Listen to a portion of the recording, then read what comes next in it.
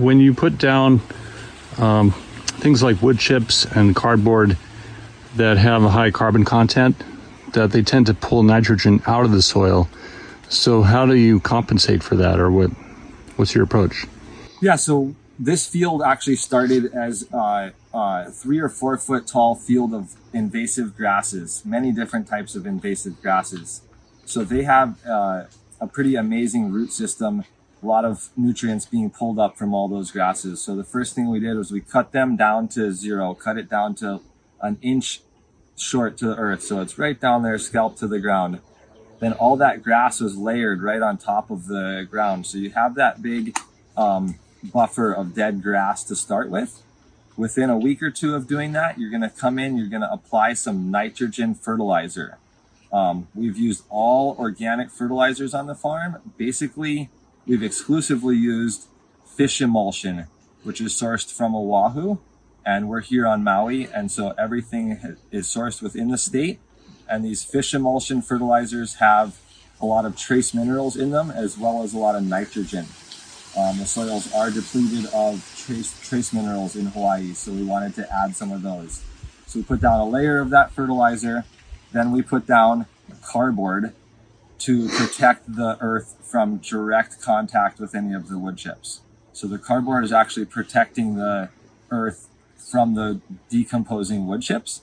Then the wood chips go on top of the cardboard to black out any of the grasses that are trying to regrow underneath there.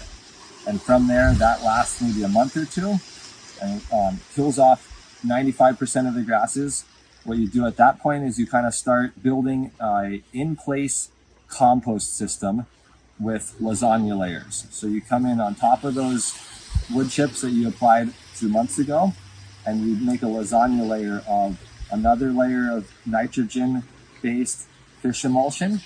And the sugarcane leaves are great. They attract a lot of beneficial microbes because they have the sugars in them. The vetiver leaves are green, so they have nitrogen in them as well.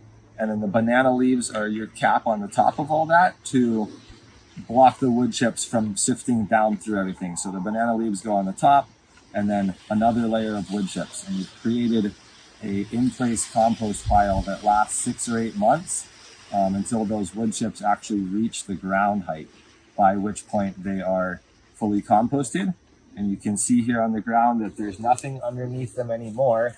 It's just the earth down there.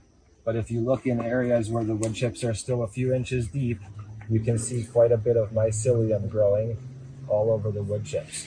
And you see that white stuff? It looks like spider webs. That's mycelium. And so wherever the wood chips spread to, it's all connected throughout the pathways. That mycelium is able to spread throughout the farm, and it creates that web wherever the wood chips are, wherever the mycelium can travel.